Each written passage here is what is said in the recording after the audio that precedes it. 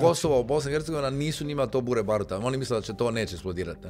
Znači, point je, on misli ako ja mogu, a uvjeren je da može, srediti Ukrajinu, srediti Palestinu, Izrael, ove čvrknem, lijepim im čvoke po glavama i to je gotovo. Jel?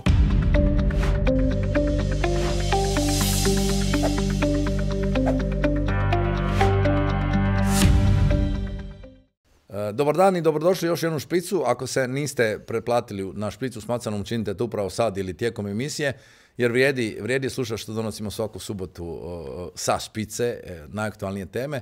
Večeras imamo jako zanimljive goste.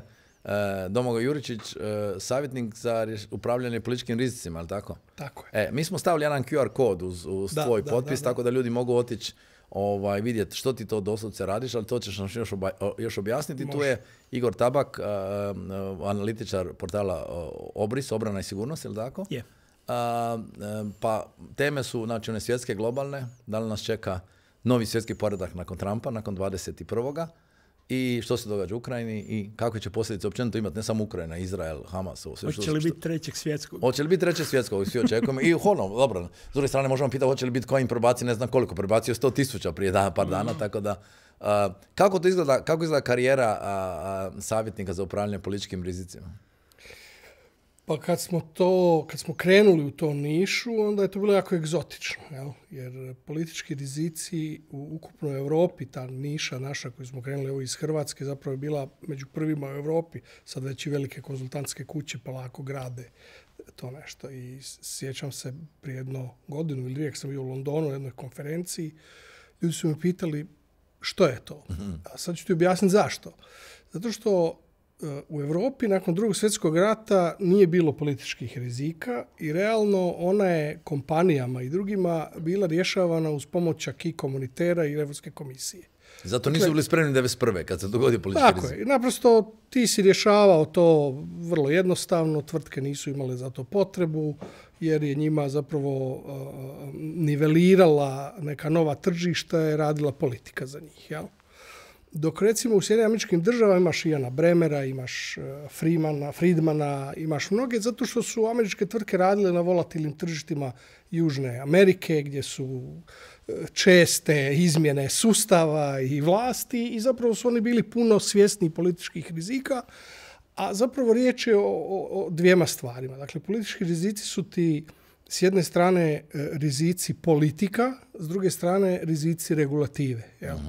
I ti ono što pokušavaš raditi je kroz jedan intelligence, kroz prikupljanje podataka, obradu podataka i kroz kvalitetnu analizu, ali jedno iskustvo, rekao bih, znaš, nije to ono profesija u kojoj ćeš uzeti udžbenik i knjigu, pročitat ćeš je, certificirat ćeš se i rećiš evo ja sam sad stručnjak za... Mislim da je to jedno... To je jedno životno iskustvo. Ti si bio diplomat, šef ureda predsjednice Koline Grabar-Kitarovića. 2 puta u vladi, u diplomaciji, radio za Svjetsku banku, radio na reformskim projektima i zapravo nekakva bio novinar.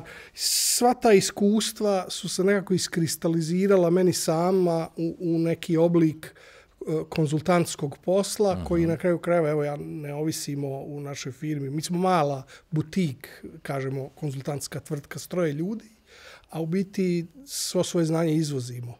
Kako se rekao? Mastery knowledge, precision in service. MKPS. Ok, odite na ovaj bar kod da vidite što Doma radi. Da. Ali ono si idealan sugovornik, jer sjećam se ono predavanje kad ste rekao koliko u svakom trenutku u svijetu ima otvoreni potential crisis. Koliko? Tako, postoji mapa koja pokazuje, pa zapravo imaš ih mali milion, jel? Znači, ali onih veliki, potencijalno većih. Pa negdje otprilike 1700. A mi mislimo da je svijet miran, a svijet vrije. Zapravo, često ćemo reći, znaš, često si imao osjećaj, rizici su, ne znam, Bliski istok, rizik je Južna Amerika. Ne postoji država koja nema politički rizik. Samo je pitanje je li on hladan ili vruć. Svugdje postoje ugrađeni, da tako kažem, izvori mogućih političkih rizika, samo je pitanje kakva je vlast na vlasti i da li će nekakav problem otvoriti ili zatvoriti. Ti samo kad pogledaš, prosti samo da kažem, baš sam se htio referirati njega, ti kad pogledaš Afriku, vidiš da je netko ravnalom crtao granice između ljudi.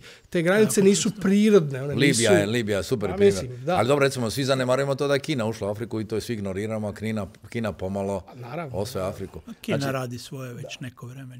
Oni imaju luke, ali tako dole su čak osvojili neke luke, uzeli se. Poljoprivredno zemljište, industrijska ulaganja i ovo i ono, razna infrastruktura. Mislim, oni stvarno široko rade. Dobro, ovo što kažeš, što ti je dosta ovoga ispričao, to je ti pratiš s vojne strane sve. Pa ja uvelike radim te stvari, tim više što ja komentiram uvelike za druge medije i onda kad stvar eksplodira dovoljno da ju naše medijske kuće percipiraju, onda zapravo dođemo do istoga. Gdje vrlo često to nisu nove situacije, vrlo često imaju jako jasne korijene i onda, mene obično se počne pitati kad se počne pucati. Zar nije to ono, u kriznom komuniciranju uvijek kažem, najgore kad ne naučite iz male krize koja se dogodila, koja se upozorila, pa pustite da se razvije i onda eksplodira. Nikad ne nauči. Nikad ne nauči na malim nama. Ok, tema je, znači, a ti si jedan od rijetkih, koliko si mi rekao, 3, odnosno još 2 ljudi ili 2 redakcije prate Ukrajinu poput tebe, dakle što Bild i negdje u Austriji, da. Dakle, jako malo ljudi prati ovako detaljno. Pa da, ali ja dugo radim ove stvari, tako da mislim kod nas ljudima to malo znači. Evo, recimo, radio sam za Janes u Londonu, član sam onog ISS-a, dakle International Institute for Strategic Studies u Londonu, ali to su stvari koje kod nas ljudi ne doživljavaju. Ali svejedno ti članke na Jutarnjem čita do 50 do 100.000 ljudi svaki put. To je sreća sad jer našu javnost slučajno ovaj rat u Ukrajini ali to sam ti htio pitati. Dakle, imamo i oba znate sve krize, pa onda Ukrajinu pratimo, ali na Izrael, Hamas ne baš tako. To pratili smo na razini dnevnih vijesti. Nije bilo potrebe za ovakvim analizama kao što i ti radiš. Nisu ti ih i naručili, ne? Pa da, ali mislim, recimo ja sam godinama jako detaljno radila Afganistan. Mm-hmm. Zapravo tražilo ga se vrlo malo. Čak i kad smo imali dosta ljudi ondje, kad je naša vojska radila jako puno stvari razasutih po državi, službena verzija je bila sve ok, mi smo daleko u pozadini, na kraju uopće nismo bili u pozadini u puno stvari, ali jednostavno to našu javnost i vanjska politika i sve te nekakve daleke krize vrlo rijetko pogode i po tome je sad ova Ukrajina zapravo nestandardna, jer je na neki način pogodila, ja bih rekao, jedan domaći živac, možda ovim usporedbama s Domovinskim ratom ili nečim. Uh-huh. Tako da zapravo interes za ovo događanje u Ukrajini je nestandardan i to je jako jedna situacija van nekakvih normalnih. Jer vidjeli smo, ja sam očekivao kad sam te pitao, hoćeš pokrivati Izrael, Hamas, ti kaže nikome ne traže ništa, imali smo s vojne strane stotine događanja i ljudski i kasnije žrtve civilne, svašta imali smo teme neprikosnovene. Mislim, mene su često pitali su me ponešto, dakle, ja ne radim samo u Hrvatskoj, dakle, pitali su me ljudi i mediji i iz BiH, iz Crne Gore, iz Srbije, ali učestalost je zapravo puno manja zadnje vrijeme i jednostavno varira od sukoba baš neki dirnu pojedinu žicu, a neki jednostavno prođu u tišini. Mislim, evo recimo, koliko dugo je trajao rat između Armenije i Azerbejdžana oko Nagornog Karabaha, kod nas se to jedva doživilo. I završio ekspresno, niko ništa nije pitao. A recimo, što je bilo sad primjer tog rizika, što je bilo u Južnoj Koreji? Pa, to ti je zanimljiva zapravo situacija kako ovo sa Rusijom otvara jedan domino efekt, jel? I svakom daje priliku, pogotovo, ja sam čak iskreno da budem, nekako sam po prirodi skeptik, pa sam očekivao da će biti i više domino efekta u činjenici da je Amerika zabavljena sobom, pa se ne bavi svijetom onako kako se očekuje to od nje. Ili kako je svijet naučio. Ili kako je svijet naučio, da. I krasno je to napisala Anne Applebaum, nova knjiga koja se zove Autocracy Incorporated, koja zapravo svakog ko je pročita može malo uplašiti, jer ti shvatiš do toga da društvo sklizne u jedan autokratski sustav ne treba mnogo. Ti kada vidiš, evo ja ću ti samo nabrojiti neke od elemenata autokratskog društva, a neću uopće reći da prepoznaš državu. Korupcija, slabe institucije, kršenje ustava, evo, samo sam ti dao 3. Možeš ih prepoznat puno. Ali jedna ti je bliska. I ti kada vidiš koji su sve elementi koji na kraju prevagnu, ti shvatiš da je demokratski sustav jako teško, mukotrpno i dugoročno graditi, a da preko noći ti zapravo možeš nešto urušiti. Ovdje se uradilo u jednoj krivoj procjeni jednog čovjeka koji je zapravo sa vrlo malim postotkom i dobio na početku izbore. Je li to pokušaj da se izlikom i strahom od Sjeverne Koreje na neki način uspostavi neka vrsta tog novog suvremenog autokratskog režima koji su, ti znaš, oni su na izgled demokratski, a zapravo nisu. Dobro, ali tamo je demokracija pobjedila. Parlament je odlučio nećemo ratno stanje. Ali je određena šteta napravljena. Evo recimo šta ti je moj posao. Moj posao nije da reagiram naknadno kad je to gotovo, nego da eventualno svojim klijentima forkastiram mogućnost i vjerojatnost za takve scenarije. Da će se nešto dogoditi. Ja se bavim različitim scenarijima. Ajmo sad budućnost. Zato smo ti dovoljni večeras. A budućnost, pa gledaj... Čekaj, imamo 20. siječnja. Čeka nas najiščekivanija inauguracija ikad, ja mislim je. Dakle, svi očekuju sad ili će biti, ne znam, rat ili mir, da je faktor nakon 21. On zakaže, neću pokretati nove ratove, ali... Ne, dapače. Ja sam uvjeren da će Trump, obzirom na sve ono što ima u glavi, jer on je često kritizirao kako je moguće da ste Obami dali Nobelovu nagradu, što bih htio svakako Nobelovu nagradu. A ja nemam Nobelovu nagradu, a ja sam svugdje smirio situaciju, povukao sam iz Afganistana. To je ta jedna njegova... On će učiniti sve u početku da pokuša nametnuti tu vrstu narativa da zaustavi sukobe. Da kaže, ja sam tu taj gazda koji može sve to smiriti, ja sam mirotvorac. I tu će on biti biznismen, logikom, ajde rukujte se, ko što je rekao Vučiću i kome već Ma gledaj, on ima inače, svatko bi razumio kako razmišlja Trump politički da je pročitao njegovu staru knjigu koja se zove The Art of the Deal i da je pratio kako on to radi u biznisu. I tu ti je odmah odgovor šta je sa sudbinom malih naroda. Znači, on ti ne voli male dobavljače i ne voli middleman. Njega to ne zanima. Razumiješ? On želi sjediti za stolom sa velikim igračima. I izravno dogovarati. I pazi, kad kažem velikim igračima, njega ne zanima G20. Njega ne zanima ni G7. G3. Njega zanima G4. Koja bi to bila 4? On hoće se s Rusijom, s Kinom, sa eventualno Njemačkom u Europi. Ali ne Evropskom unijom, to hoćeš reći. Dakle, ja mislim da on i osobno ima određeni animozitet prema predsjednici Europske komisije i dijelom prema njemačkoj administraciji, zato što je iznikla iz njemačke administracije, koja, nemoj se zaboraviti, mu se smijala u UN-u u trenutku kada on nije govorio ništa novo i ništa što je bilo njegovo, nego nešto što mu je State Department tada pripremio, koji je čak dobrim dijelom bio demokratski. A to je kad je upozorio Njemačku o ovisnosti o ruskom plinu i o tome kako će platiti veliku cijenu. Ako se sjećaš te slike, a se je pokazalo točno. Njemački diplomati su se podsmjehivali u klupama u UN-u. To je postala stvarnost. Tako da što je Trumpu u interesu? Razgovarati sa ili Francuskom ili Njemačkom, odlučit će u datom trenutku ko tu ima veću moć, ovisno je nekim rezultatima kako će proći sad izbori u Njemačkoj, pa kakva će biti sudbina Macrona. Vidimo da Francuska, Macron balansira u jednoj nemogućoj situaciji, do kad to može raditi, vidjet ćemo. I ondje gdje će sigurno postoji samo jedna inicijativa koja ga zanima i s kojom će razgovarati, ali mislim da će ta inicijativa morati iznjediti jednog ili neko kružno predsjedništvo ili jednog šefa, a to je inicijativa 3 mora. To je jedno što ga u Europi zanima, gdje on vidi nekakav interes koji Amerika može imati. Kroz energetiku i prodaju plina i kroz jedan obrambeni štit, jer to je ona crta koju... Od Baltika do Jadrana. Tako je, to se ne može prijeći. Ali u njegovoj glavi to je negdje ono... sad, Mislim da pokušaj će biti i da Rusiju i Ukrajinu na neki način pomiri, ali nažalost po štetu i po veliku cijenu Ukrajine. A to može biti dva scenarija.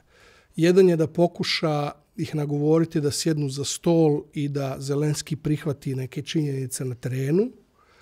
Zelenski bi mogao to odbiti, a onda bi se moglo dogoditi da naglo ima nemire i bune unutar, da ili sam da ostavku jer ne može potpisati takav dokument ili naprosto ga se smijeni jer ne želi potpisati takav dokument. Jer mora se malo ući u situaciju, su ljudi umorni bez obzira.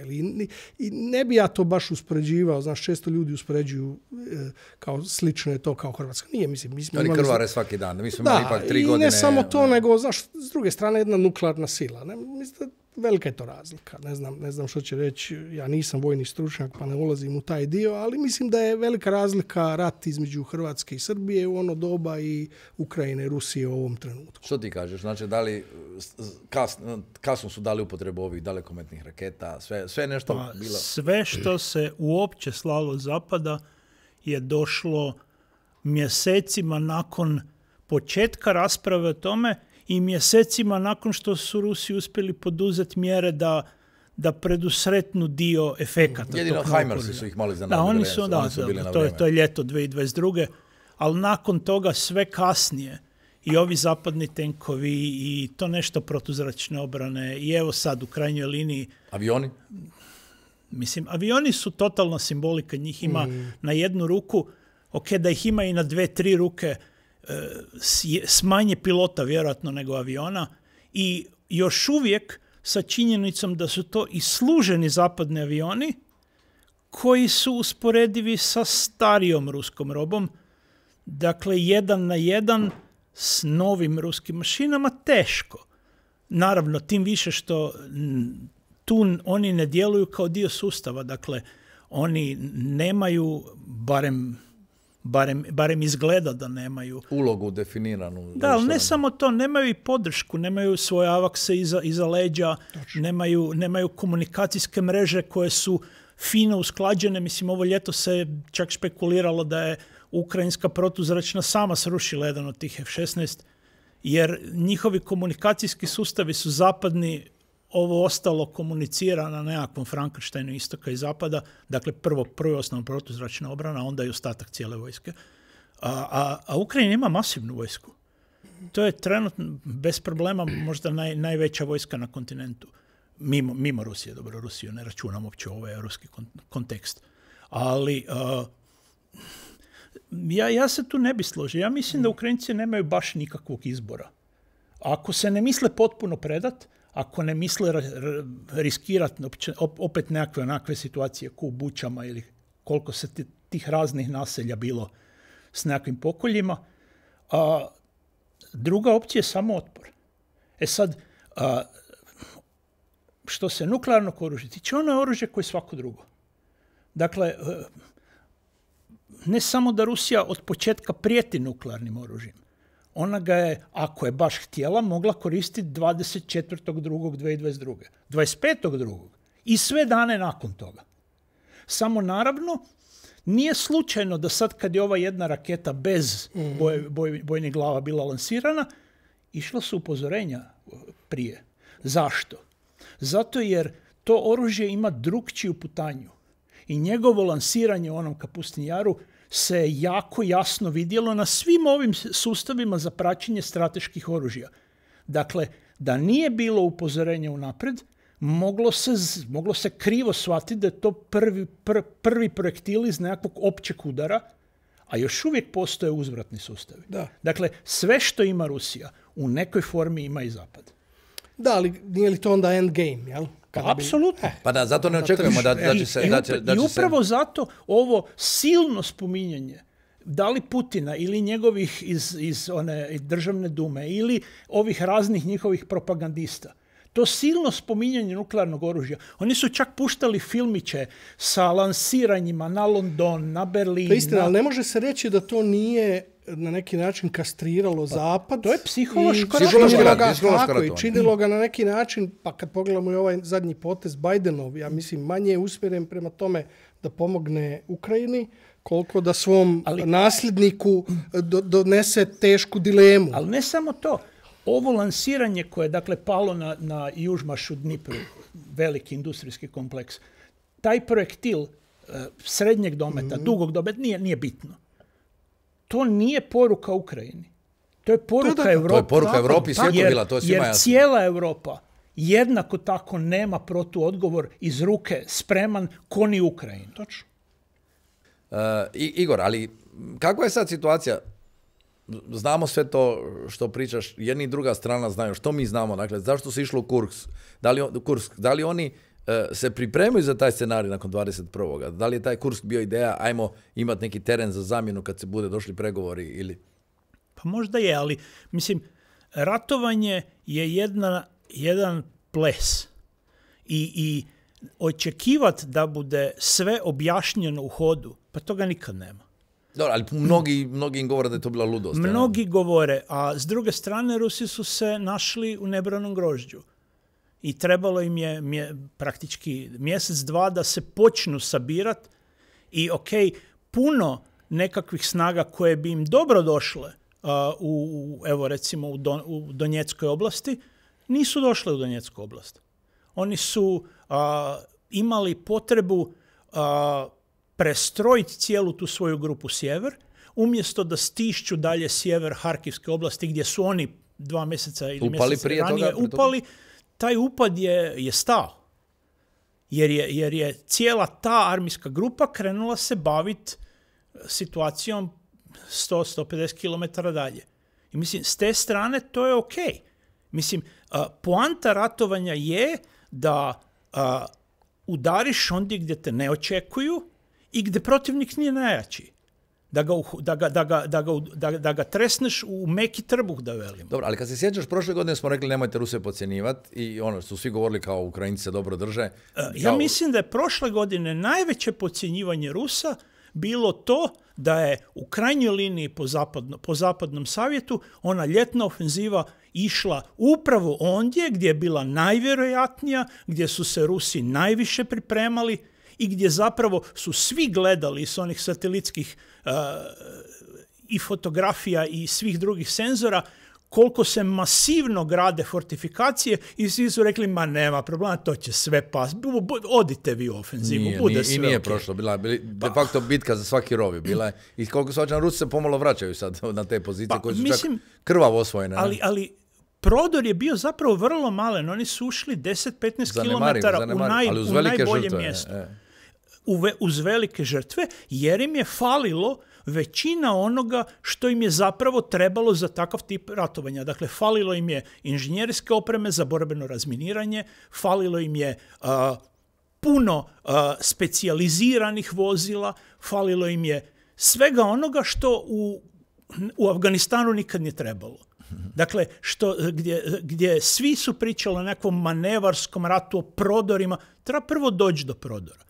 Prodor, pa onda eksploatacija je dobra nakon što prođeš protivničku liniju. Ali ovdje nije bilo ni prolaska linije. Ovdje se stalo na predlinijama, A je li dojam ili činjenice da ipak Rusi malo pomalo uz masovne žrtve, te klizeće bombe, sve napreduju i uzimaju, grickaju dio po dio tog teritorija? Apsolutno. Mislim, nije to nekakav dojam. Rusija je nekoliko puta veća i jača država. I vojno, i gospodarski, i demografski, na sve načine.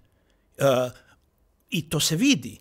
I kad se krene na ovakav odlučan način, da velim, spaljivat i robu, i vozila, i ljudski materijal, dakle svoje ljude, strane plaćenike, ovakve, onakve, to mora doći do nekog efekta. Da, ali je li došlo do toga, ja se sjećam te famozne rečenice, kad smo komentirali tak početak rata, ti ja, da je, kad si meni rekao, a što se čudiš, kaže, svaki rat je tako počeo, ovi su rekli, prvi svjetski rat trajaće 3 dana i bacali su, 2 tjedna, kao ispričaj to, Pa ne, ali to je doslovno... Ali su svi bacali milijune granata te 3 mjeseca i onda su ostali bez granata, koji i ovaj put. I onda nakon prvih par mjeseci je bila velika nestašica granata i industrijski zapravo industrijska utrka ko će uspjeti osposobiti svoju proizvodnju da može podržavati i potrebe vojske i želje političara. Ali kako to da ti vojni stratezi ništa nisu naučili u 100 godina? Pa prvi svjetski rat, Ukrajina. Pa nije samo pitanje vojnih stratega. Pa većina ovih koji su pričali o tim raznim prognozama su političari, a ne vojska. Dakle, pa i Putin njemu se obećao da će doći u 3 dana do Kijeva. Mislim, Putin može biti diktator, može biti ovo i ono, ali jedino što nije vojnik. Dakle, on je bio u KGB-u, dakle, on je bio u sigurnosnom aparatu. Mislim da se samo formalno vodilo jedno par mjeseci, ga se pisalo pod vojsku dok ga nisu proknjižili na mjesto na kojem je napravio karijeru. I to se vidi. Dakle, on svoju vojsku ne razumije, on zahtjeve bojišta teško razumije. I još ga lažu vezano za ono sve korupcije, stvarno stanje i tako. Pa mislim, s obzirom koliko su oni novaca u tu svoju vojsku ulili zadnjih 20 godina, vidjelo se promjene. Recimo, nakon Gruzije, one, 2007. 2008. Vidjelo se promjene. Oni su na Krimu 2014. izgledali puno drukčije. Oni su u Siriji 2015. izgledali radikalno drukčije nego nekad, recimo u Čečeniji, krajem 90-ih, početkom 2000-ih. To su ogromne razlike. Samo jedno je opet izgledat dobro prvih par dana, a drugo je voditi rat, evo, 1015-18 dana, koliko već traje. I to žestinom koja raste, ne pada. Mm-hmm. Taj rat je najžešće, koliko god bili upitni brojevi, taj rat je svoje najžešću fazu imao zadnjih mjesec dana. Da. I broj žrtava ne pada, to je i na jednu i drugu stranu veliki broj žrtava svaki dan. Raste količine tehnike koja se uništava. Dakle, njima se jako jasno vide, Rusima, oni koriste jako puno u tim svojim pričama o velikoj proizvodnji. Dio je proizvodnja, ali veliki dio je remont stare vojne robe koja je stajala nakon Sovjetskog saveza. I ta skladišta su se u zadnje 2-3 godine vidljivo ispraznila. Toliko da se to vidi iz satelita, masivne razlike gdje više nema onih raznih poljana, bivših tenkova, bivših transportera. To je sve otišlo prvo na remont, a onda na front. Što nam to donosi sad? Znači imamo inauguraciju koja će biti promjena samo po sebi, ali dosad se već dogodila promjena. Dakle, imamo sjevernokorejske plaćenike, ili tako, ne znam što su volonteri, što imamo Iran koji šalje rakete, Kina koja daje, a ne kao službeno ne da, ali svi čipovi su kineski. Dakle, svijet se, realno ove 3 godine odnosi su se promijenili s tubokom. Ne? Pa da, mislim, novi poredak je već krenuo, jel, mi možemo govoriti na kraju krajeva, znaš, kada vidiš Fukuyama je napisao Kraj povijesti, posljednji čovjek i jedno 10 godina prije Europske komisije rekao pogriješio sam. Političari zadnji dođu do toga da shvate da je era liberalnog svijeta naprosto se potrošila, da ćemo mi sada imati različite kišobrane utjecaja, jel? Različite sfere utjecaja, da dolazimo u jedan multipolarni svijet. A znaš, multipolarni svijet je zapravo, evo, u kinima ti igra gladijator. To je arena. To je, znaš, to je mjesto ali je Europska unija spremna biti taj gladijator? To je problem. To sam upravo htio reći, da je problem što dok se drugi spremaju biti gladijatori u toj areni, da pokušaju se ili zaštititi napadom ili obranom, kako god već ti je nekakva tvoja taktika. Evropa je tu negdje potpuno, ja bih rekao, izgubljena. Evropa je nigdje, ajmo biti reći, ja mogu reći nigdje. Ali pa vidi, Evropa ti je, kad pogledaš, ima ekonomsku snagu kontinenta, a političku snagu otoka. Dakle, naprosto mislim da Evropa, odnosno Evropska unija, Evropa kao neki faktor ne postoji, ali Evropska unija realno nema, ona gubi tu moć. I gubi ne samo moć Evropska unija prema drugim subjektima, nego i gubi ovu ekonomsku. Gubi ona i unutar sebe. Dakle, jačaju nacionalne države, vraća se taj takozvani novi suverenitet. Ti imaš, evo sad nedavno objavljenu knjigu jedne poljske autorice baš sam nedavno je pročitao i pisao za nekog jedan pregled.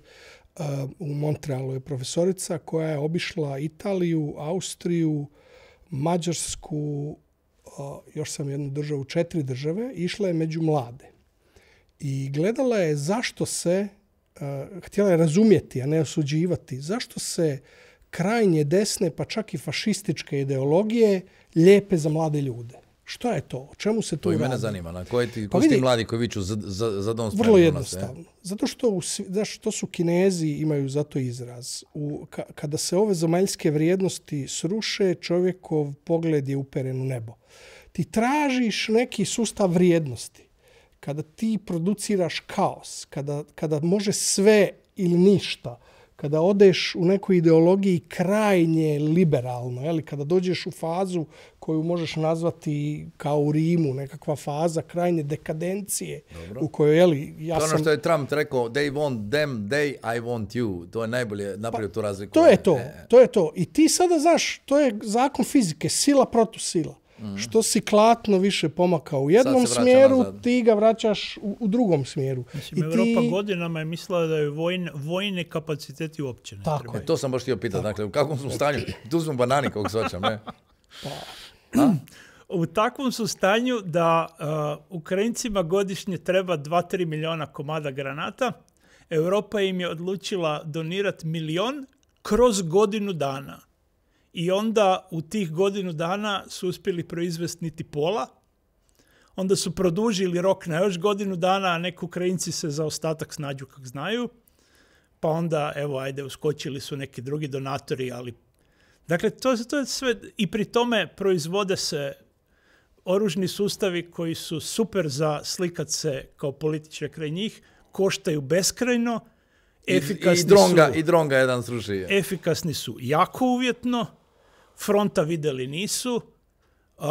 Evo sad kad onda osvanu u Ukrajini, onda se svi čude pomalo, pa tek treba čekati šta će proizvođači probat na temelju tih iskustava ako ih uopće uzmu u obzir. Dakle, to je neozbiljno. Ali pazi, govorimo o stanju as is. Ja se u svom poslu inače volim baviti nekim stanjem to be. Vidi, rat će kad stati ili će se sukob zamrznuti. I ono o čemu se ne govori, dakle, sve ovo što kaže Evropa je darovala ili pojedine države su nešto darovale, ništa to nije besplatno. To je onaj američki kredit. Ništa to nije besplatno. Dakle, Ukrajinu čekaju teški trenuci, čak i kada bi ona izvojevala svoju samostalnost, nezavisnost, kad bi se Rusi povukli, tada dolazi do podjele plijena. Nisam ja tebi besplatno dao rakete, niti sam ti besplatno dao ovo. Znači, onda netko dolazi na tržište i kaže ovo je moje, tu ćeš mi dati na ovo koncesiju, na ovo ćeš mi... Dakle, sve će to imati cijenu i nakon rata za Ukrajinu. Zato sam na početku rekao da je Ukrajina zapravo u vrlo nezahvalnoj poziciji. Jer nitko neće tražiti nikakve koncesije u Rusiji. Ali Ukrajini hoće. I to će dolaziti sa zapada. A gdje smo tu mi? Gdje je tu Hrvatska? To uvijek mi smo tako ponosni, imamo državu, imamo tamo. Mi smo od Ukrajine, prvo pitanje što si pitao, zašto nas to interesira, da povežem s tvojim Dubrovnikom. Skoro smo od granice Ukrajine udaljeni ko od Zagreba od Dubrovnika. 600 km. To je zapravo blizu, ali gdje smo tu mi? Mali smo, to je economy of scale. Mali smo, nemamo tu moć, ja bih rekao da jer znaš... Ali se i trudimo ne biti vidljivi. Da, ali i zašto mi griješimo? Skandalima, ne, i zašto mi griješimo? Mi još uvijek politiku gledamo malo, kako bi ti rekao, kao prijatelji, neprijatelji. U međunarodnim odnosima ne postoji prijatelji i neprijatelji, postoji interesi. I zato jedan dan ti je netko prijatelj, drugi dan ti možda i više nije. I tako da. Ali igramo li mi uopće tu igru? Mislim, nemamo diplomaciju već godinama, nemamo diplomate. Ja bih rekao da je tu igru teško igrati. Igrali smo je, na kraju krajeva sam si bio dijelom državnog aparata kad se izvojevala bojišnica i na fronti i diplomatska bojišnica. I to je bio jedan mehanizam koji možemo mi tražiti 1000 mana sada kao generali posle bitke. ali je sustav radio i na kraju krajeva dobili smo neki rezultat. Jel? Sada nekako smo uspavani tom činjenicom da smo sve kao svoje strateške ciljeve ostvarili. Znaš, imaš reći kao da je netko rekao, evo sad dignimo nogu na tabure i gledajmo televiziju. To je doslovno to. Nama su ciljevi bili ulasci u te organizacije, a ne rad u njima. Tako je. I mislim, zamijenili smo sredstva mi smo i članica Europske unije i članica NATO saveza i onda evo bude jučer prekjučer sastanak ministara vanjskih poslova NATO saveza vezan uz Ukrajinu. Ko je od naših otišao? Nitko.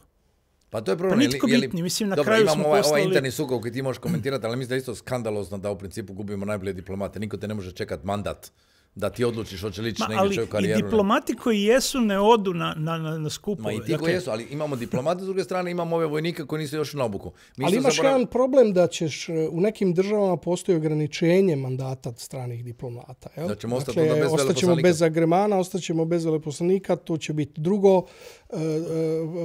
Dobijamo ljude koji su najduže u nekoj državi, pa su time, to je uvijek bilo rezervirane za neke afričke države, ti si predstavnik diplomatskog zbora u različitim zemljama. Ja sam čak nekada nekome govorio, ok, ako je to do jučer i bila sprdnja, kako se događa da sada mi dobijamo doajene diplomatske u drugim zemljama, ajde od tog napravimo neku strategiju. Kad već imamo ljude koji negdje sjede već 10 godina, pa ih imamo u x država, ajde da to iskoristimo. Ali mislim da to da to uopće ne razmišljam uopće na taj način. Naravno. Mislim, ja ne vrem zaboraviti, prije nešto godina smo bili u UN-ovoj misiji u Kašmiru, generalsko mjesto. Što je dosta u UN-ovom kontekstu, to nije jednostavno. I onda smo poslali čovjeka, on je odradio svoje i onda je bilo gotovo. I sjećam se da sam razgovarao sa strancima gdje su rekli, znate, to je nama jako čudno. Obično zemlje kad dođu u takvu situaciju, onda to pokušavaju na neki način iskoristiti. Kapitalizirati, idemo to je dalje. Onda korak kojim se ide neku dalje, gdje se gura svoje ljude, postiže se nešto u strukturi organizacije. A vi ste se došli, odradili i otišli. Da, nećete vjerovati gdje sve Hrvata ima, neću imenovati lokaciju, ali na jednom vrlo vrućem terenu čovjek je šef osiguranja UN-a. I kaže, ali meni nikad nije kontaktirao. Ma ne samo to, mi ne popunjavamo kvote u međunarodnim organizacijama. Onda te naše kvote pune ljudi sa hrvatskim putovnicama iz Srbije i iz Bosne i Hercegovine. Da, ali mi bi morali... Jer mi ne želimo iz nekog jala. Šta ću ja poslati iz ministarstva nekog negdje da prima deviznu plaću? Imamo sad na naši... Ako imamo takvu osobu u Europskom parlamentu, šta ne bi drugo? A recimo, ili Ivana Živković koja je postala undersekretari u Ujedinjenim narodima, postala de facto tako da se ona javila natječaj, ne kao dio neke naše strategije. To ona je naš najviše rangirani diplomat. Pa i naši ljudi kad negdje dođu, znaš, ne vuku za sobom druge ljude. Bilo u biznisu, bilo... Zato što nije to sustavno. To Srbi dosta dobro rade. Apsolutno.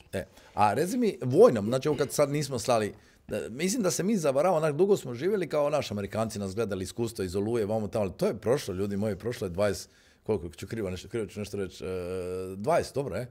20 godina je prošlo od Oluje, nismo više u formi, znaš, oni ljudi, vojnici, generali, tada iz Oluje su... 30, ne? 30, krivo, gledamo da krivo nešto su. 30, ali gledaj, sa 30 već su oni svi u mirovini. Znači, jesmo li stvorili tu novu generaciju koja je naučila nešto sad od ovoga što se događa u Ukrajini, da li imamo uopće prilagodbu naših taktika? Ali za to treba sustav gledat. Dakle, mi nemamo među ostalim vojnu znanost.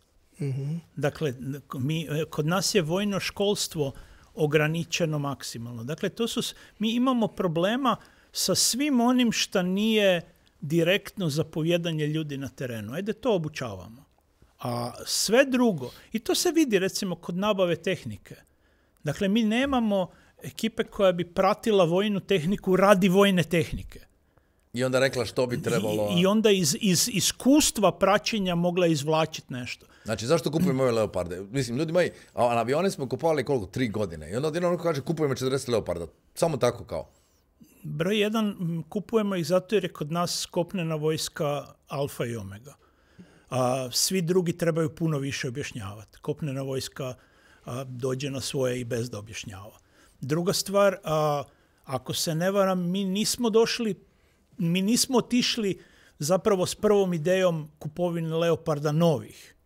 Mi smo otišli s idejom ajmo zavrtiti ono što je recimo Slovenija napravila, što je više zemalja napravilo, da u ime svoje i Njemačke pošalje nešto stare robe prema Ukrajini, a onda od Njemačke dobije ili njemačku staru robu ili nešto kupi. Dakle, da se tu neki prsten zavrti. Da ne mora Njemačka direktno slati u Ukrajinu. Dakle, mi smo dobili upite na tu temu za mandata ovog famoznog Marija Banožića, koji je stvar stavili na stol i zaboravili na nju. Proglasio tajnom i... Jednostavno je zaboravili na stolu. Koja god da je naljepnica bila na tome. I onda, koliko ja znam, novi ministar kad je preuzeo stol, pa krenuli rješavati ovo što ga je dočekalo u hrpama, među ostalim je bilo, wow, pa Njemci su nam nudili nešto novijeg oklopa za naš prastari oklop, koji usput bude rečeno korišten u Domovinskom ratu, znači jako je haban u najboljem slučaju.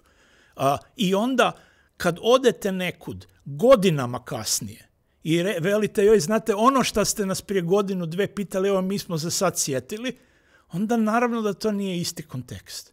I tu naravno da se više ne razgovara ako recimo dio zemalja koje su uzele Leoparde 2.4, to su dosta stari varijanti, ili 2.6. Dakle, za nas je bilo sad, mi ćemo kupovati ultranovo, možete s nama kupiti ultranovo. Naravno, Njemačka kupuje od svoje industrije, pa time podržava svoju industriju svojim davanjem ogromnih novaca za ogromne cijene, a mi tu zapravo podržavamo njemačku vojnu industriju bez rezona. I ne dobijamo ništa offset, nema više offseta. Nema više offseta, offseti su za ovu vladu demode. Domagoj, mi smo sad pri kraju onoga prvog dijela što ide na televiziji. Ja bi svima rekao ko nas gleda pred kraj da opet ponovno da se pretplati pojavit će vam se ova mala oznaka da možete se pretplatiti na kanal da pratite sve naše vijesti. Što bi bila ta neka poruka, nam vrijeme da se trgnemo ili ostajemo dalje nebitni, ili uopće možemo igrati aktivno nekako, tako mali? Pa možemo, pokazala ti je to inicijativa 3 mora, da ti kad imaš dobru ideju, kada okupiš...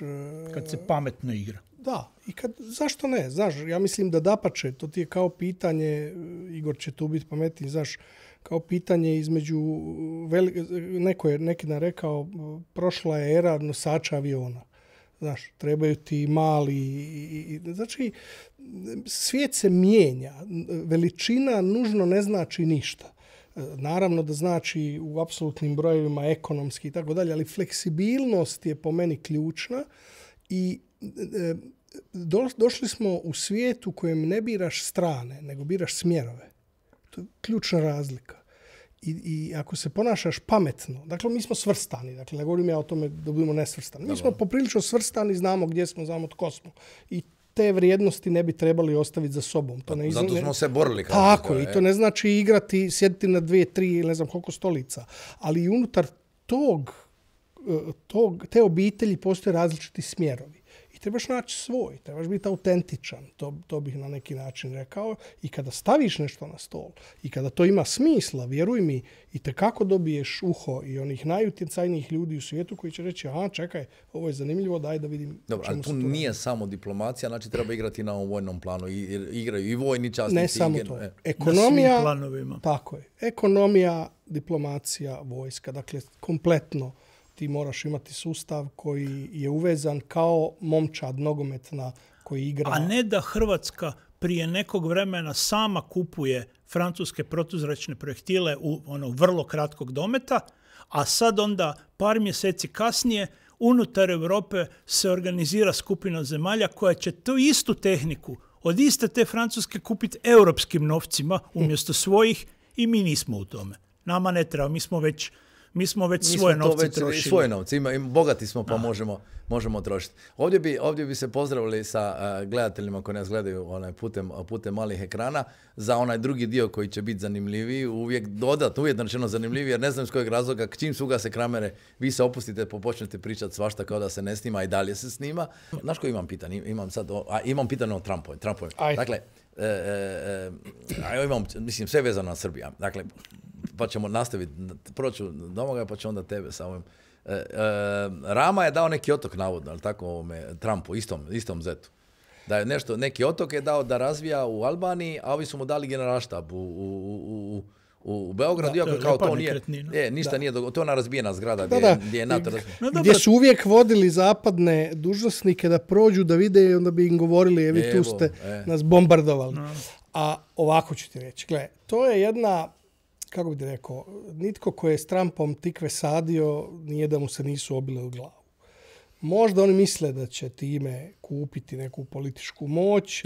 Ili ulaz. Puno prije će Trump osigurati i Trumpova obitelj svoje interese nego što će se potruditi da Vučić ili Rama ili bilo ko. Mislim da je to malo naivno od njih. Jer to su ti, kako bi ti rekao, čovjek koji nikad nije vidio Trumpa, nije ga upoznao, nije s njim razgovarao, teško može razumjeti o kakvoj osobi riječ. I mislim da se varaju ako misle da će time kupiti neku preveliku političku moć. Oni su politički u njegovoj glavi nevažni. To je prva stvar. Drugo, on će iskoristiti njih. Jesmo li kao cijela regija najviše? To mi svi kažu da smo u stvari ko regija totalno nebitni. Bez obzira što kao ta Bosna i Hercegovina. Slovenija je dala prvu damu. Da, ali ako govoriš o bivšoj regiji, bivšoj Jugoslavije, to Trumpovoj, znam jer sam se sreo prije nekoliko mjeseci, jer me jedan od njegovih emisara iz Heritage Foundation razgovarao sa mnom o inicijativi 3 mora. I onda mi je doslovno rekao, Heritage Foundation je pisao onaj plan 2050. I onda mi je rekao, gledaj, Bosna, to nas ne interesira ništa. Znači jedino nas zanima 3 mora. I tu jedino mi možemo sjesti za stol ozbiljno sa Trumpom i sa tom administracijom. Kosovo u Bosni i Hercegovina nisu njima to bure baruta. Oni misle da će to neće eksplodirati. Znači, point je, on misli ako ja mogu, a uvjeren je da može, srediti Ukrajinu, srediti Palestinu, Izrael, ove čvrknem, lijepim im čvoke po glavama i to je gotovo. Jel? Kao dečki. I zašto je najluđe od svega? Vjerojatno nije daleko od istine. Pa nije. Uvijek kad je Amerika rekla nešto tu u regiji, uvijek je bio mir. Nema to, mislim, kad pogledaš, nisu to velike sile koje mogu napraviti takav... Ili ako kažu, u najgornom slučaju te bombarduje.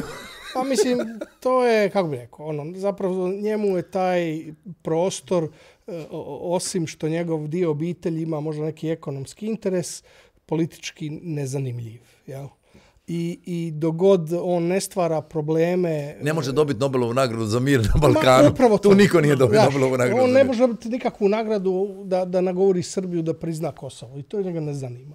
Ali će ga ovo u Ukrajini zanimati. Jer zašto moraš shvatiti? To sam nedavno rekao i mislim da je važno ponoviti. Znaš, Trump ti u biti sila prirode u geopolitici.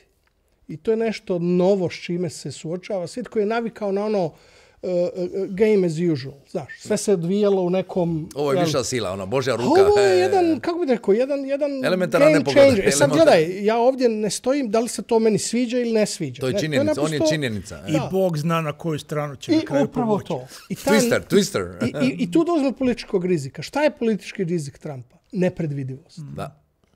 Jer on može reagirati iz egoizma, može reagirati iz interesa, može reagirati destruktivno, ovisi kako može reagirati jer mu je neko zadnje pričao pa mu se svidjelo.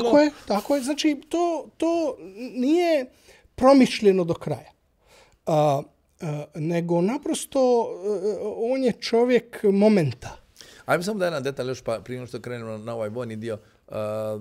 Koliko procjeniš da će ovo godine imati utjecaj kod Trumpa? Ja mislim da nekako naš u životu on je osvojio taj drugi mandat s prekidom, ušao u povijest i sve. Da li je to ide nekako i godine i da li će on jednostavno misli da će mu to biti antiklimaks? Znaš, kad čovjek napravi nešto i onda jednostavno krene nizbrdo. Pa ne mogu sad ništa izgubiti, to je njegov drugi mandat. Ne, govorim zdravstveno, godine 708, ne znam kako su procjene. Za sada mi se čini da se dobro drži. Dobro. Ono što je važno ovdje, koja je razlika između prvog i ovog mandata? I u prvom mandatu on je namjestio svoje ministre, namjestio je neke ambasadore na nekim mjestima, ali zapravo nije namjestio ljude u administraciji. Ti si često imao kočnicu unutar administracije. I sad su oni naučili lekciju, otud taj zadatak Heritage Foundationa da naprave. Čistiti deep state. Znači, vidi, dogodit će se Americi nešto na što smo mi navikli, oni nikad nisu. A nismo ni mi navikli, što kaže SDP, kaže treba očistiti HDZ-ove kadrove. To ti kažem, počistit će do čistačice. Dakle, u Americi sada slijedi čistac administracije koji je nezapamćen. I smanjena agencija. I za to imaju spremne ljude. Zadnje 4 godine su za to pripremali ljude, konkretne ljude na svim mjestima. Dakle, njima cilj nije osvojiti samo Trumpov mandat. Njima je cilj osvojiti administraciju, pa kad jednog dana, a znaju da će on sići s vlasti, ti naprosto, osim ako ne ide ova druga ekipa u revanšizam, ne možeš ljude tek tako mijenjati. Je li bilo naivno razmišljati, mislim, zato smo ovdje da pitamo da neka pitanja, bilo naivno razmišljati, meni su tvrdili iz visokih naših izvora, kad je Vučić krenuo pričati dobit ćemo Rafale, ma o čemu ti pričaš, neće biti ništa. Kad dođe Macron, što kaže, idu Rafali u Srbiju. Sve za litij, ja? Joj. Mislim da je to jedna situacija koja je prvo i osnovno nama u Hrvatskoj pljuska. Je li tako? I to niko nije napisao. To je šamarčina i to ogromna šamarčina. Pljuska i NATO, realno. Ali kod nas jedan veliki dio opravdanja zašto uopće gledamo. Mislim, mi smo raspisali natječaj za jednomotorne avione i na njemu smo kupili dvomotorca. Mislim, to već samo neke govori. I onda jedan od glavnih razloga je bio koliko može nositi. Koliko može proći kroz protivničku protuzračnu obranu ruskog tipa, stariju, na istok od nas, šta sve može, šta ćemo mi, kud bi mogli, Halo, sve palo u vodu. A meni je najbolja bila fora. Mislim, ja sam radio na tome kako smo surađivali, ja sam radio za Saab i ostalo, pa smo imali te informacije, ali taj podatak da oni nama nisu htjeli prodati onu raketu koja može rušiti srpske avione kad se dignu na Batajnici i da nam je to blokirano, ta najnovija raketa, znači digne se na plesu, ispali je i pusti je da ide. Kod Francuza, ali nam ne daju. Znači, oni su to unaprijed planirali. Znači, NATO savezniku ne daje oružje koje može kontrolirati granicu. Ali pazi šta je još luđe, to sam čak čuo. Jedina država koja je na nižoj razini unutar NATO-a postavila pitanje kako je moguće da ne NATO članici, koja ti je zapravo nejasno je njen stav, je li ona koja prodaje Rafale Srbiji, su bili Španjolci. To sam iz pouzdanih izvora iz NATO-a saznao. Dakle, koji su na niškoj razini pitali, čekaj malo, kako to da... Nisam čuo da smo se mi postavili pitanje na to, čekaj malo, kako je moguće da vi odlučujete... Mene su uvjeravali da se to neće dogoditi. Ali ljudi moji, ti znaš po svim pripremama, kad gledaš koja je priprema, koja je pompa, Macron se najavljuje mjesecima, mora donijeti nešto veliko, ne može to biti ne znam šta. A dobro, Vučić voli raditi pompu od skoro svačega. Dovalim, da rekao mu je Rafali. Do pitanje kad će biti sporučeni, to je činjenica, kada, ali će biti. Dobro, ali to su sve tehnički detalji. Dakle, u jednom momentu kad se ugovor potpiše, vreme isporuke bude kad bude, oprema bude kad bude, ovisi šta se kupilo. Dakle, oni su kupili jako masivan paket. Za razliku od Hrvatske, oni imaju iskustva s velikim dvomotornim avionima. Oni ih cijelo vrijeme koriste. Ovi MiG-ovi 29. MiG-ovi 29, dakle, uspjeli su si jednom davno zahvatiti cijelu jugoslavensku kvotu MiG-ova 29 i koristiti ih dalje. Uspjeli su ih uz pomoć Rusije i Bjelorusije kompletirati ko eskadrilu, čak su ih nešto, taman pred ove sve sankcije su ih nešto i unapređivali. Dakle, oni su s jedne strane svoj problem borbenog zrakoplovstva riješili na najjeftiniji mogući način i onda su imali nesreću da se cijela geopolitika okrenula i da njihovi dobavljači su se našli iza svih mogućih sankcija. I to ih je zapravo na dulji rok okrenulo. Mislim, na kratki rok oni su mogli bez problema funkcionirati. Ali, oni igraju dakle, nekakve nesvrstano, kakve već liti i ove i ono igrice.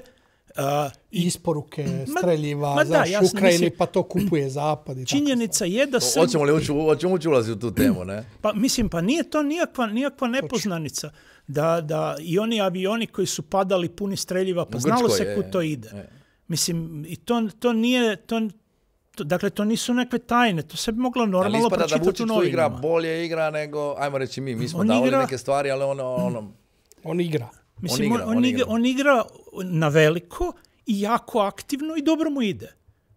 Druga je stvar da time cijela Europska unija i posebno pojedine zemlje. Ja mislim da ćete TikTok, ako ostavimo na TikToku, samo će dijeliti ovi proruski, srpski, mađarski, ovi mediji. Dobro, da, proruski glasovi mene ovako obožavaju, s obzirom koliko Ukrajinu pratim, ali dobro, nije bitno.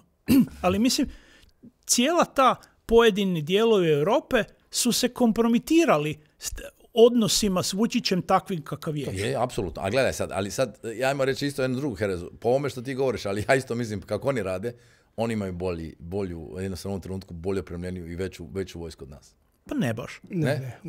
Oni su uspjeli, jednako koji MiG-ove 29, uspjeli su uhvatiti veliku većinu cijele jugoslavenske obrambene industrije.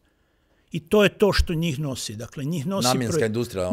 Njih nosi proizvodnja streljiva, njih nose instituti koji su ostali kod njih, istraživački projekti u koje cijela Jugoslavija ulagala, pa su ih postupno dovršavali. Njih nosi trgovačka mreža, dakle, centrala jugoslavenske trgovine oružjem je bila i ostala u Beogradu, ona Jugoimport. Dakle, to su stvari na kojima se oni zasnivaju. Ali oni su kupovali ove kineske dronove. Imaš dojam da kupuju, ne znam, puno više agilnije od nas. Oni kupuju sa raznih strana, jer se Vučiću s jedne strane hoće slikati uz te stvari, s druge strane narod to voli, a sve to su vanjsko-političke kupovine. To nisu vojne kupovine. To su kupovine kojima se on umiljavao pa da onda može kupiti i medicinsku robu kad je bila pandemija. To su kupovine koje su dodavane plinskim naftnim dilovima prema Rusiji. To su takve kupovine. Da, malo Erdogana za Bosnu. To su sve nekakvi...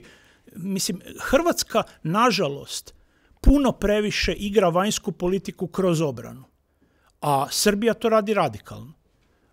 To nije dobro ni za njih, a posebno nije dobro za nas. Jer vojska je, nažalost, dosta egzaktna stvar. I onda onaj koji ima najuigraniji sustav, koji ima najmanje praznih hodova, koji je sposoban najbolje iskoristiti to što ima kakvo god ono bilo. To se broji. Ali ipak ste rekli, slažete se da smo onda, vi ste rekli, oba ste se složili da smo ipak tu negdje, ali pari, da nismo još, da se držimo. Pa mislim, što se proračuna tiče, pa godinama je bilo. Slovenci imaju slične proračune koji mi, samo ih ima pol manje. Mi imamo sličan proračun koji Srbi, samo nas ima pol manje. Dakle, duplo smo produktivni. Pa to je i u vojsci. Oni su imali nešto veću kopnenu vojsku, imali su nešto više zrakoplovstva, oni nemaju ratnu mornaricu, koja je u normalnim državama ogroman trošak. Mislim, to je najskuplja grana. Kod nas se priča da je zrakoplovstvo najskuplje. Nije. Ratna mornarica je uvijek najskuplja. Ali zato nema mornarica tu gdje jest. Nema ni obnovljena. Zato niš pametno za nju ne kupujemo, pa onda mi kupujemo tenkove.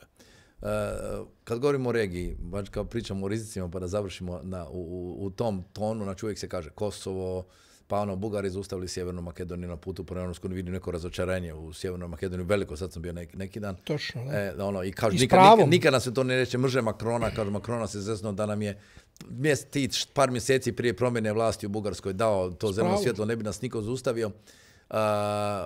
Srbi, evo vidjeli smo ovo sad zadnji opet incident na Kosovu. Ja imam Crna Gora, posebna priča, poseban problem, jer je Zapad, to je ta demonstracija sile gdje Zapad drži da se ne promijeni, ali pitanje će li uspjeti? Prije izbora u Crnoj Gori. 20. Dosta, da.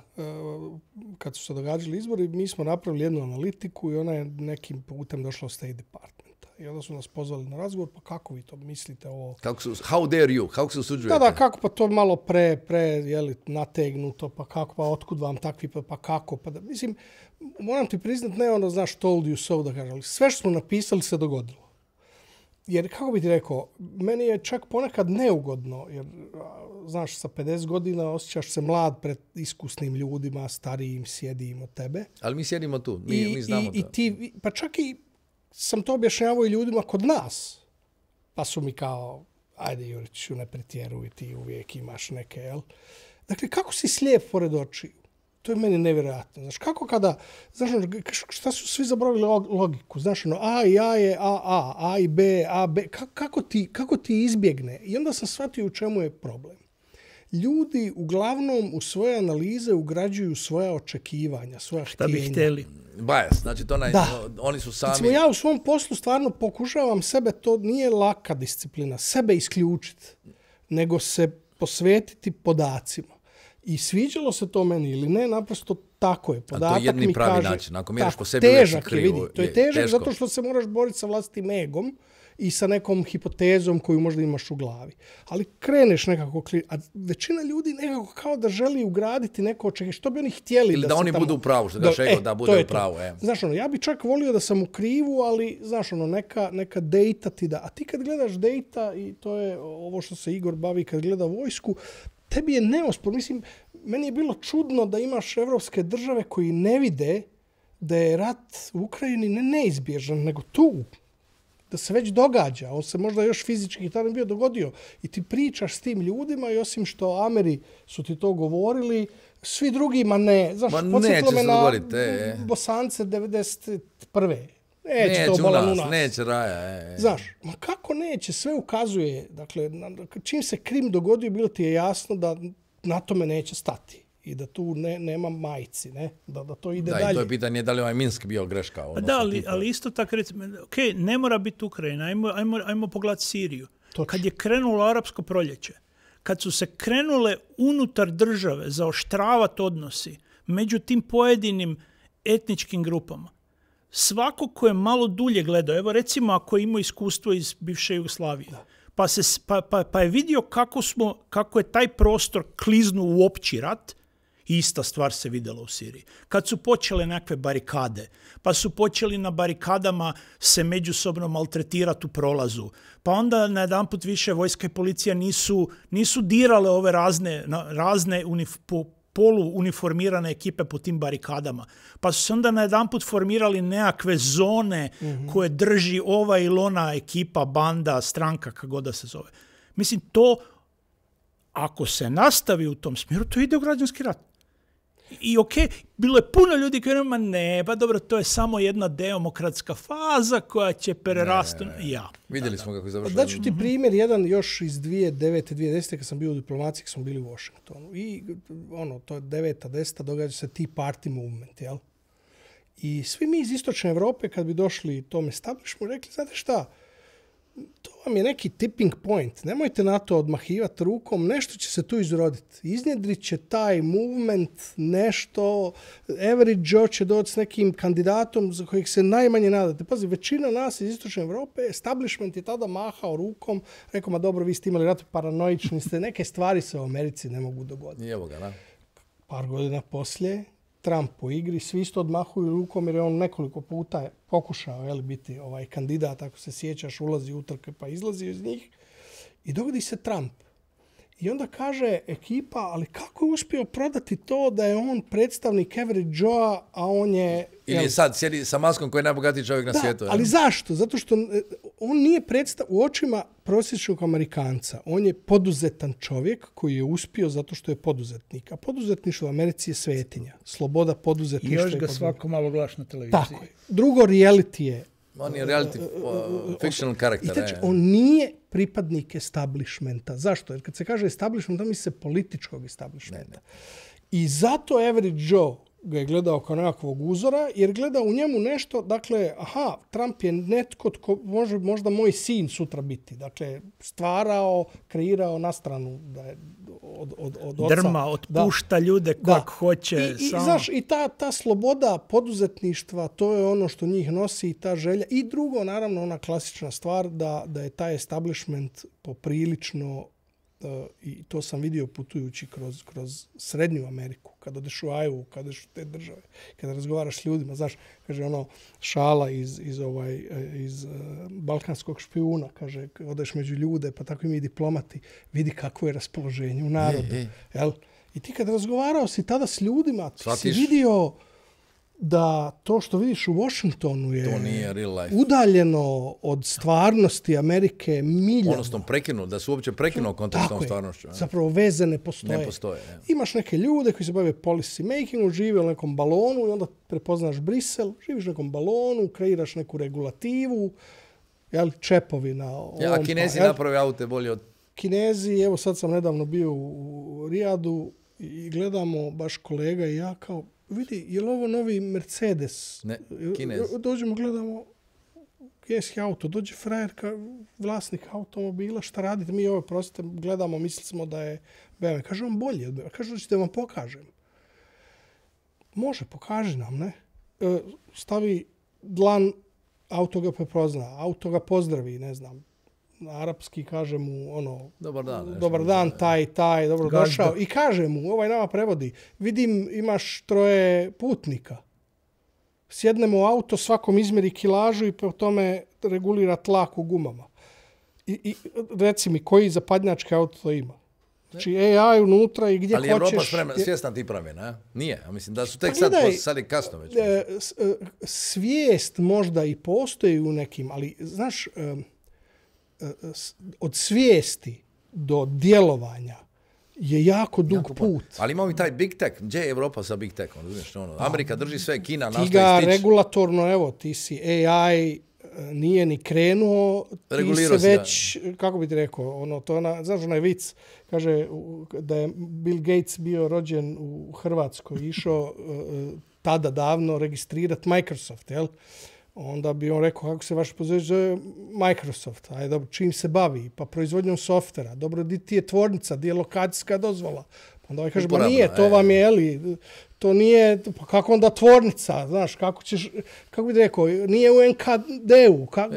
Nema šifre još. Nema šifre i tako, pa to mi radimo u Evropi. I ti vidiš, kad pogledaš ove zadnje inicijative koje idu prema toj deregulaciji, što je opet neko moje područje, hvala Bogu, znaš, od hitroreza, to je nužno potrebno Briselu i nužno potrebno pojedinim državama Evropske unije koji su preregulirane, prenormirane i naprosto ti, i ako dobiješ inovacije na našem tržištu, njih venture kapital privuče u SAD i te tvrtke postaju njihove.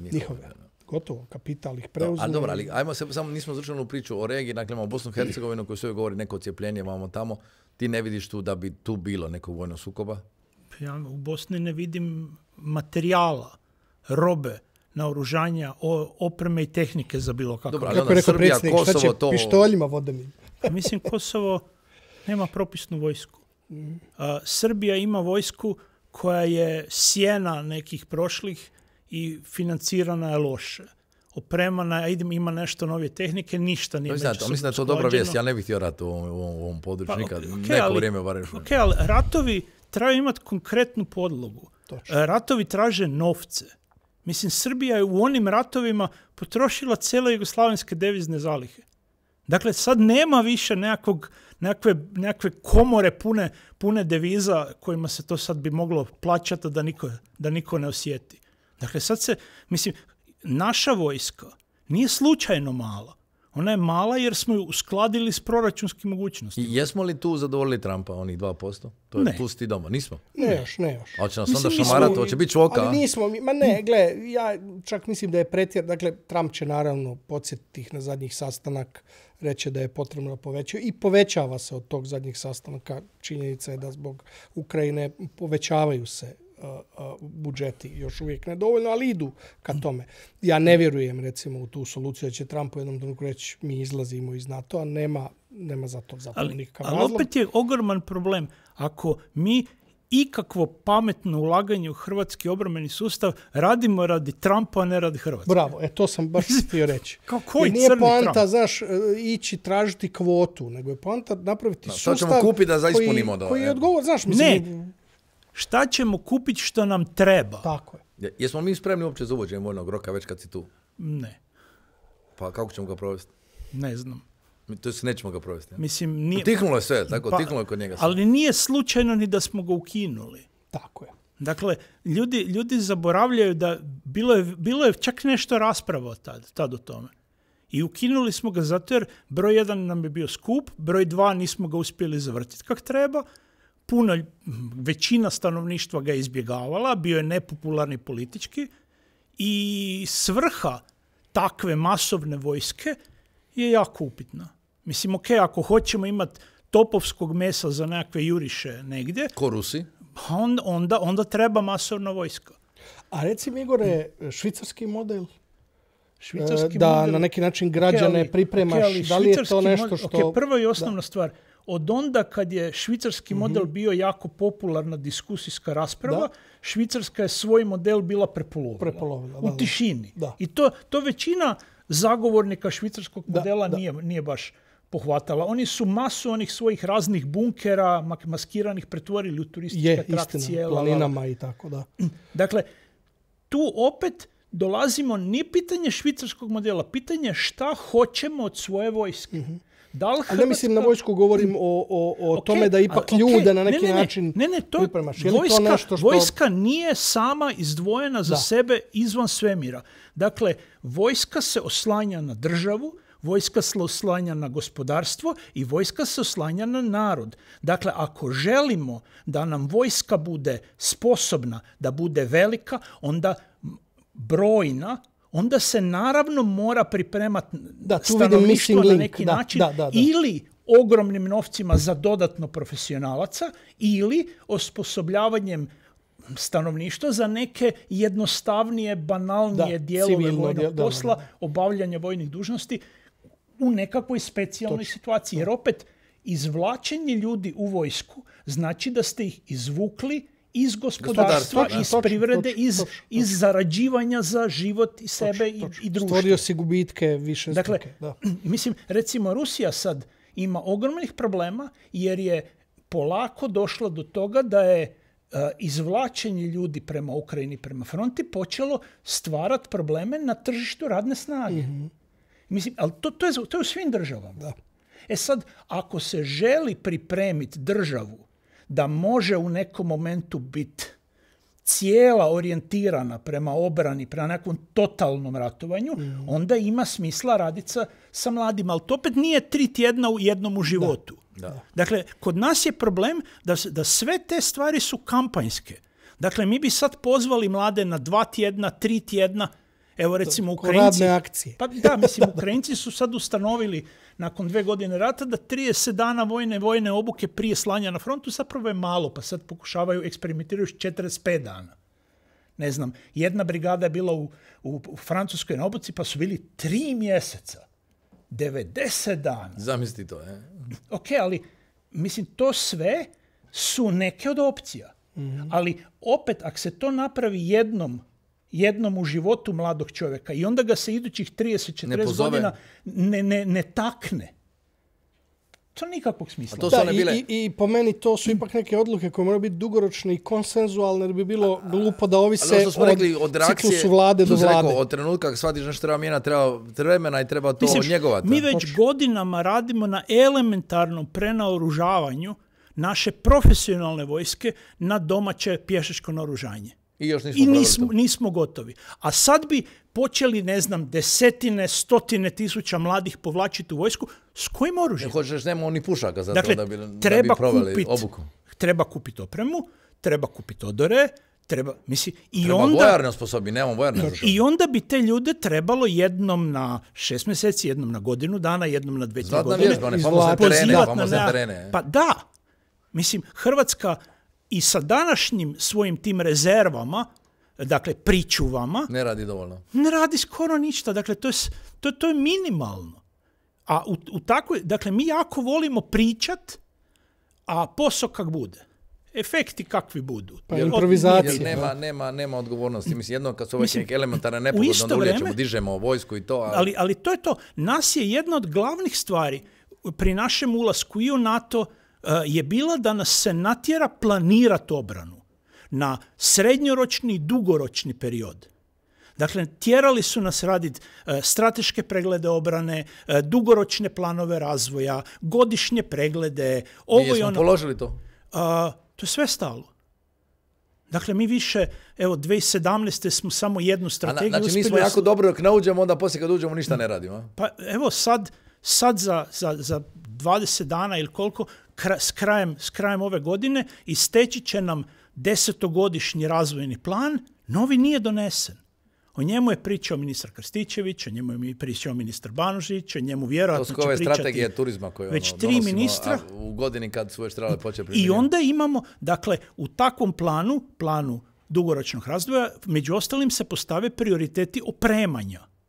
I onda se jasno vidi tenkovi prvi prioritet ili brodovi prvi prioritet ili nešto i onda se ide po toj skali. U skladu i s NATO potrebama, ne samo našim. Mi trenutno, ne znam, nabavljamo mimo plana, mimo programa, više se ne planira, i onda naravno i ovakav razgovor šta ćemo dugoročno s vojnim rokom, s pričuvom, pa mi nemamo nikakav dokument koji bi o tome ozbiljno pričao. Ajde još samo nismo stigli u ovom prvom dijelu toliko detaljno, malo bojišnicu. Znači ti ide zima, ide led i oni napadaju energetske sustave i ostalo. Što očekuješ? Hoće li to stati ili će jednostavno ići eskalacija prema ovoj inauguraciji Trumpa? Nikad ništa ne stane samo od sebe. Neće dapače, ratovi pred bilo kakve... Da će sporit malo, uvijek je bila kao i taj led, uvijek bi kao zbog leda niskih temperatura bi malo se sporili. Ali okej, ovakvi politički rokovi, sad je 20. siječnja. Dakle, to je razlog da se stisne, da se intenzivira do 20. siječnja. Što više postići. Dvije kolumne tjedno ćeš mora pisati, koliko ima događaja.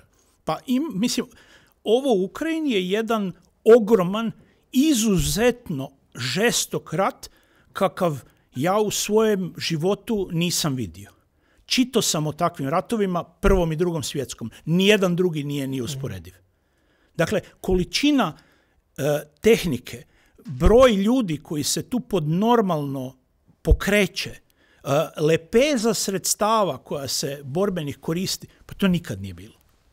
Mislim, tu svako malo bude po prvi put svako malo nekakva borbena sredstva koja su se mogla vidjeti po stručnim časopisima, koja se... odjednom krenu, je?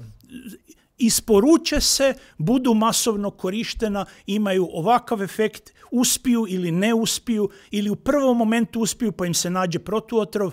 Dakle, to je, mislim, i po tehnološkom razvoju, ovo je usporedivo samo s Drugim svjetskim ratom. Uh-huh. Mislim, koliko su bespilotne letjelice napravile skok kvantni u svemu i u tehnologiji, i u korištenju, i u efektu borbenom. Čudo je. I tu sam jako ponosan, smo imali te famozne oči oluje, znači mi smo ih koristili sa VHS-ima, snimali, imali izviđanje ja sam uvijek rekao njima, dajte to za dokazni materijal, kao prekomjerno granatiranje Knina, oni su znali gdje tuku prvi dan točno. I tad je Hrvatska bila jedna od 12 ili 13 zemalja ukupno koje su se time ozbiljnije bavile. I to u realnom vremenu. Idemo završiti, ali spomenuo si HITRORez, to mi je tako jako draga epizoda, nažalost, jer se dogodila u svijetu, nikad, znači rodila se u Hrvatskoj, kao što si rekao da će ukrasti svijet hrvatske ideje. Ideja se rodila u Hrvatskoj, vi ste bili spremni realizirati, onda ste je prodali, kad je propala 21 država svijeta. 21 država svijeta je primjerila tome. Aj, reci ukratko, samo čemu se radilo? Pa riječ je o tome da metodologija zapravo osnovna je američka, ali ona je bila poprilično kaubojska i bila je prilagođena anglosaksonskom legislativnom modelu. Uh-huh. I mi smo pokušali na neki način inovirati i uvući u sustav kontinentalnog prava i onda smo pomiješali još neke dodatne tehnologije i zapravo to je jedna bila uspješna reforma. Problem je bio što tadašnja opozicija umjesto da je to prepoznala i rekla ne, mi ćemo biti još ambiciozniji pa ćemo podići vam... Govorimo o 2007. 2008. Dakle, to su bili izbori. Opozicija je tada znala nama prilaziti Vedranu, Antoljaku i meni, dečki, vi ćete ostati tu, ako mi smo, znate, to je super, ali mi to ne možemo govoriti u javnosti. A zašto ne možeš? Ali to je problem u Hrvatski.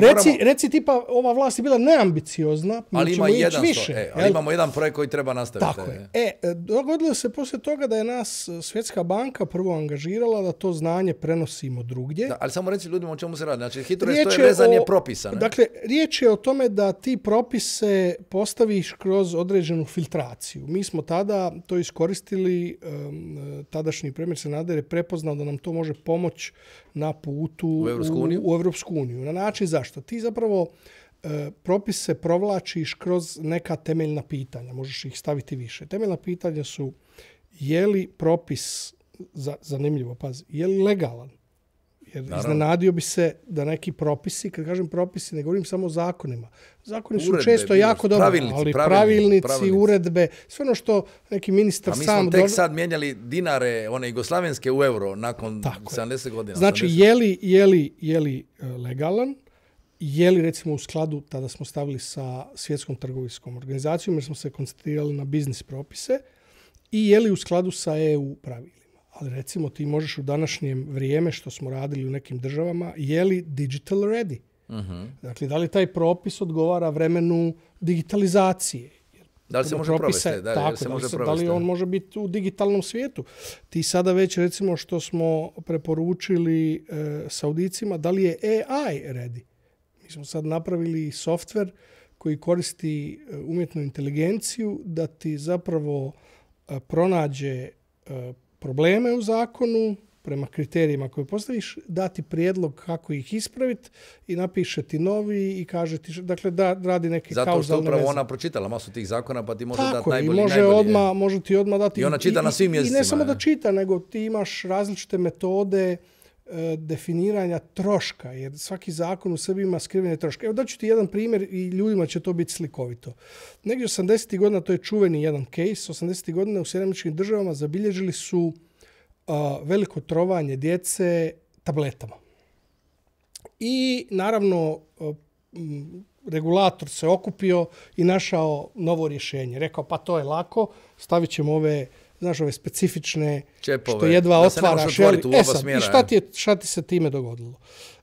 Tvornice su morale dodati novi u proizvodnji sustav. Znači to je trošak. Tablete su poskupile. Nakon 5 godina istraživanja još veći broj trovanja djece do 5 godina otrovano. Kako? Sve smo napravili. Šta se dogodilo?